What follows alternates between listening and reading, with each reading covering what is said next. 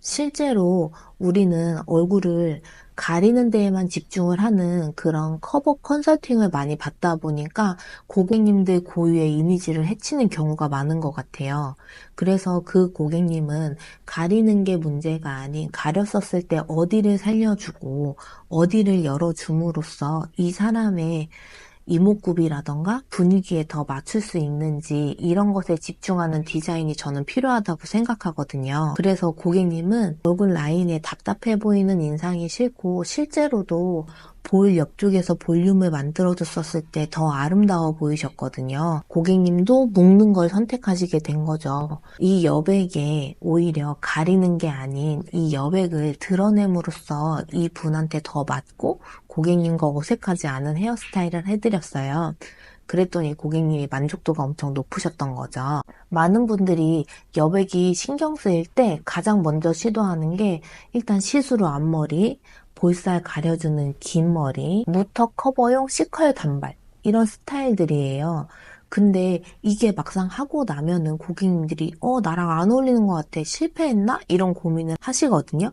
예를 들어 시스루 앞머리는 이마를 살짝 가린다고 생각하지만 오히려 이마의 넓이를 더 강조하고 그런 느낌을 만들어요.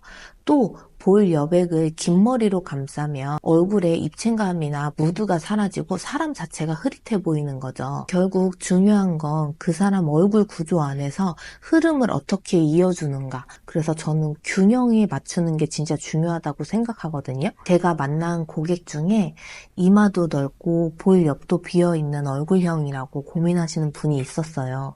본인 자체로는 얼굴이 커 보여서 스트레스다라고 말씀하셨지만 실제 문제는 사실 크기가 아니라 흐름이 끈거 있었던 경우인 거예요. 그분께는 앞머리를 이마 곡선에 따라서 정리를 해주고 광대 아래에서 광대를 조금 가려주거나 곡선의 느낌, 부드러운 쉐입을 넣어주는 걸로 해결책을 잡아드렸었는데 그랬더니 얼굴이 작아졌네? 분위기가 더 생긴 것 같아? 머리 너무 잘 어울린다? 이런 이야기를 듣게 됐다는 거예요. 그래서 저는 그럴 때 제가 굉장히 뿌듯해하고 보람을 많이 느끼거든요. 여백은 감추는 게 아니라 고객님들만의 분위기를 표현할 수 있는 여지라고 생각해 주세요. 그걸 어떻게 표현할지는 디자인의 흐름, 그리고 그 결을 다룰 수 있는 감각에 달려 있어요. 오늘 영상이 내 얘기 같다고 느껴졌다면 좋아요, 구독, 그리고 다음 영상도 함께 해주세요.